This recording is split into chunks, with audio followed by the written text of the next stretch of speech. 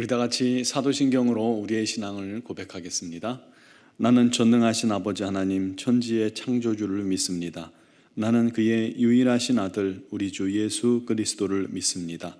그는 성령으로 잉태되어 동정녀 마리아에게서 나시고 본디오 빌라도에게 고난을 받아 십자가에 못 박혀 죽으시고 장사된 지 사흘 만에 죽은 자 가운데서 다시 살아나셨으며 하늘에 오르시어 전능하신 아버지 하나님 우편에 앉아 계시다가 거기로부터 살아있는 자와 죽은 자를 심판하러 오십니다.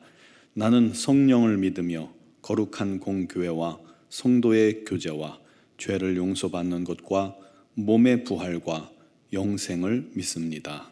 아멘. 찬송가 91장 찬양 드리겠습니다.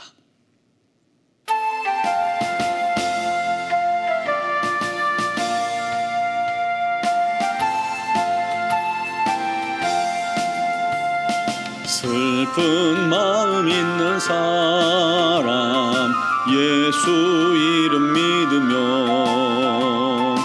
영원토록 변함없는 기쁜 마음 얻으리. 예수의 이름은 세상의 소망이요 예수의 이름은 천국의 기쁨일세. 거룩하신 주의 이름 너의 방패 삼으라. 환난 시험 당할 때에 주께 기도드려라. 예수의 이름은 세상의 소망이요 예수의 이름은 천국의 기쁨일세.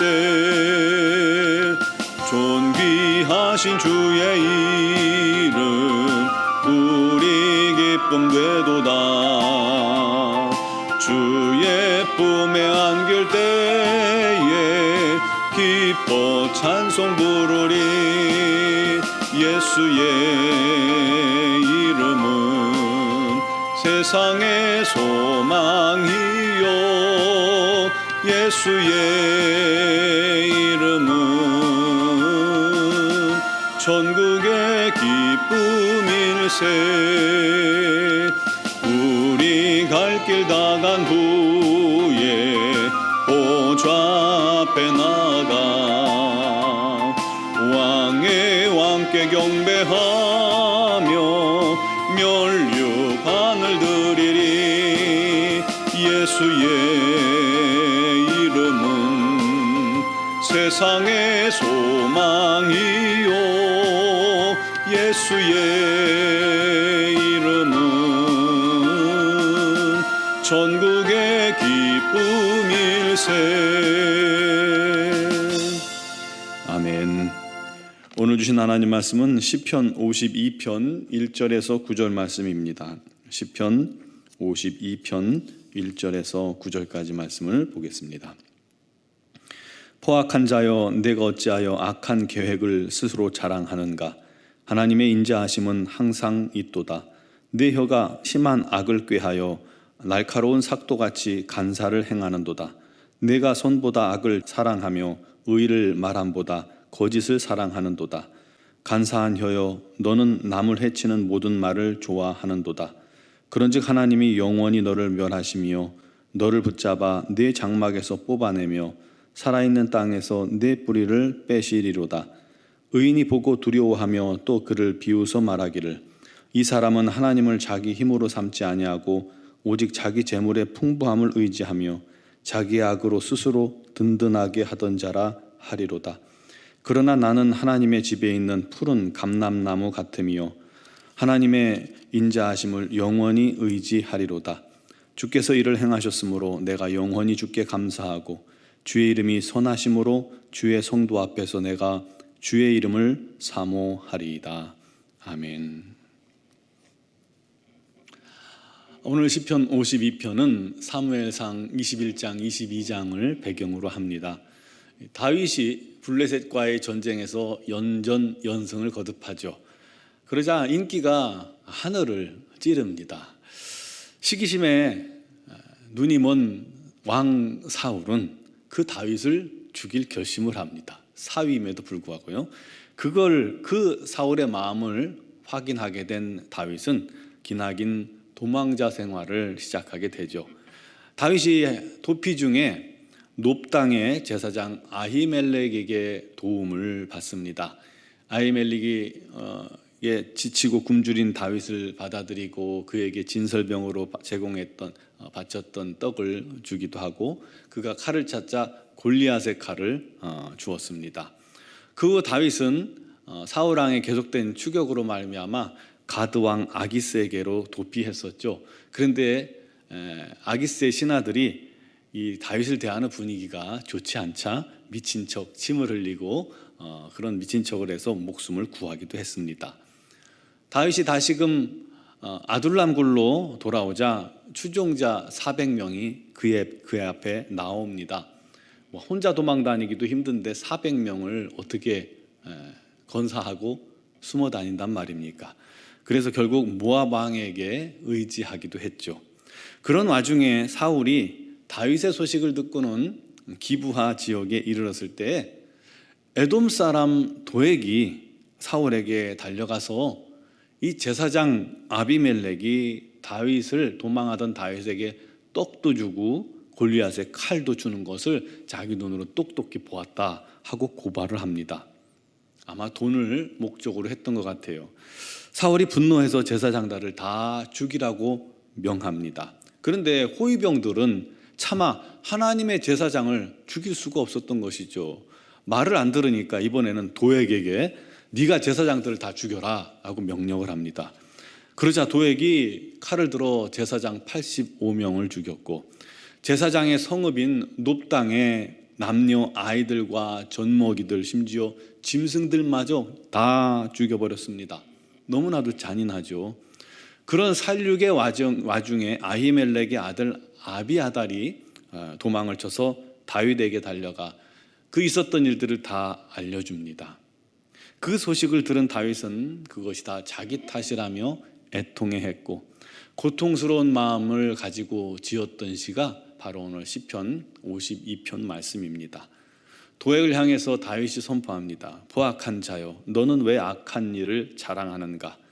그런즉 하나님이 너를 영원히 멸망시키시고 또 하나님이 너를 붙잡아 내 장막에서 끌어내며 생명의 땅에서 영원히 너를 뿌리 뽑아 버릴 것이다.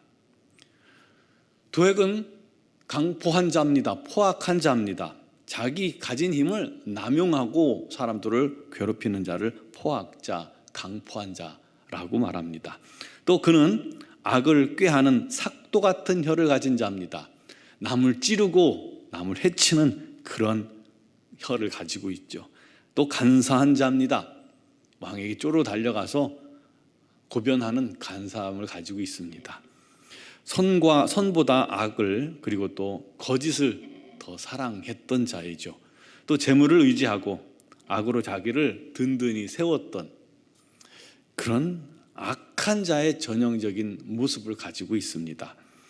악한 자들은 하나님을 두려워하지 않는 특징이 있어요. 그래서 모든 것을 자기 마음대로, 자기 뜻대로 행합니다. 돈만 있으면, 힘만 있으면, 권력만 있으면 그를 통해서 사람들을 움직이고 지배하고 자기 하고 싶은 대로 하려 합니다.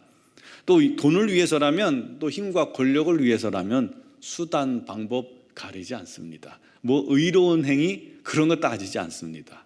자신을 위해 거짓말을 하고 또 간사하게 남을 고발해서 정적을 제거하거나 자기가 높은 위치에 올라가거나 돈을 버는 그러한 일을 서슴없이 행하는 사람입니다.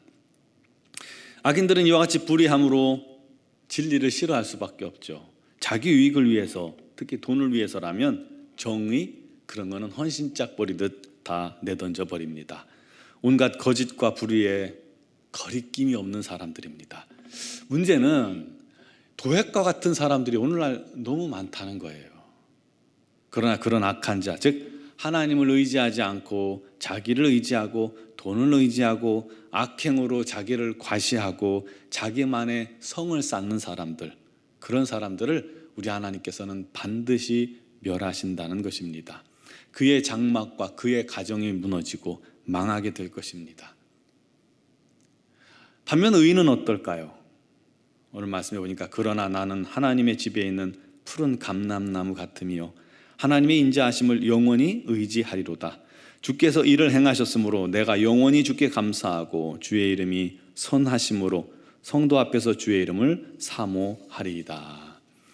의인은 푸른 감람나무 같다라고 말합니다.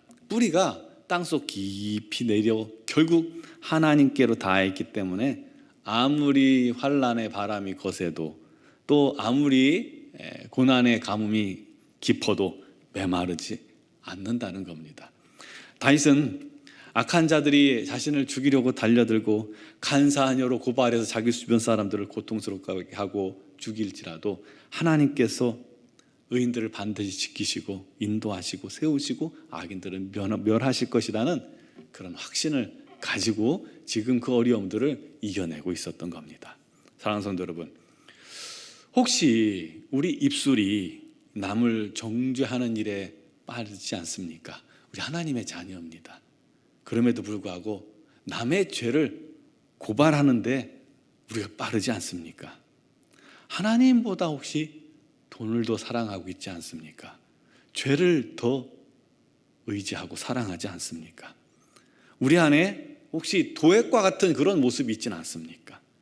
그런 모습을 우리 하나님께서 제일 싫어하신다는 것을 우리가 기억해야 합니다. 우리 입술에는 언제나 감사와 찬양과 정직함이 넘쳐야 합니다. 남을 깎아내리고 또 남을 고변하는 입술이 아니라 남을 높여주고 세워주는 그런 입술이 돼야 합니다. 이번에 동계올림픽을 보니까 편파 판정을 하고도 오히려 우리 선수가 잘못했다고 공격하는 모습을 보니까 굉장히 정말 어이가 없는 그런 모습이 생각납니다. 화가 나지만 혹시 우리 안에는 그런 모습이 없습니까? 도액 같은 강포한 삶을 살고 있지는 않는지, 거짓과 돈만 버는 그런 인생 되고 있지는 않는지 돌아봐야 합니다. 반대로 푸른 감람나무 같이 하나님만 의지하고 하나님이 주신 은혜만을 사모하고 우리가 하나님만 바라보고 끊임없이 하나님께로 우리의 고개를 돌려 우리 하나님의 은혜 가운데 살아가는 그런 성도가 되시길 바랍니다. 그가 정말 푸른 감람나무처럼 시들지 않고 이 어둠의 세상에서도 밝게 빛나며 우리 하나님 영광 나타내게 될 겁니다. 아무도 알아주지 않아도 하나님이 나를 지켜보고 계신다는 것을, 우리 하나님께서 칭찬하고 계신다는 것을 반드시 기억하시고 오늘도 다윗과 같이 하나님만 의지하는 그런 삶을 사는 모든 성도들이 되시기를 주님의 이름으로 축원합니다. 기도드리겠습니다. 사랑하시는 아버지 하나님, 악인들이 아무리 어리석고 악한 일들로 우리를 힘들게 하고 고통스럽게 할지라도 우리가 그들을 닮지 않게 하여 주옵소서.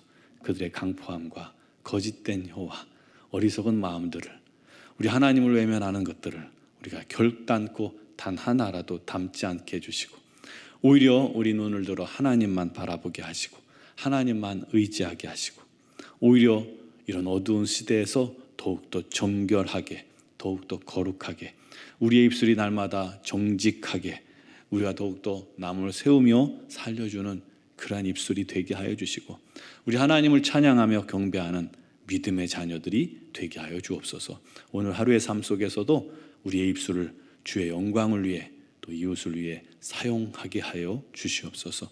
사랑하는 성도들의 가정을 주님께서 붙드시고 어려움 속에서 건지시고 주님 앞에 간구하는 모든 기도에 응답하여 주옵소서. 특별히 육신의 질고로 고통당하는 지체들이 있습니다. 능히 이기게 하시고 그 질병을 치유하시고 우리 하나님 영광 나타내시며 우리 자녀들을 주님께서 붙드시고 취업을 준비 중인 자녀들, 또 대학 입시 중인 자녀들, 또 공부하는 자녀들, 어느 곳에 있든지 간에 우리 하나님의 영광을 나타내게 하시고 어떤 상황에서도 실망하지 않고 우리 하나님께 감사하며 아버지 하나님의 뜻을 이루게 하여 주옵소서. 미얀마 연구원 한인중앙교회의 김은경 포만균 선교사님과 이선희 양순 선교사님에게 성령의 놀라운 능력으로 기름 부어 주시고 주님의 놀라운 사명을 잘 감당케 하여 주옵소서. 오늘 새벽에도 주의 이름 앞에 나와 믿음으로 간구하는 모든 기도를 우리 하나님 들어 응답하여 주실 줄 믿사옵고 예수 그리스도의 이름으로 기도드리옵나이다.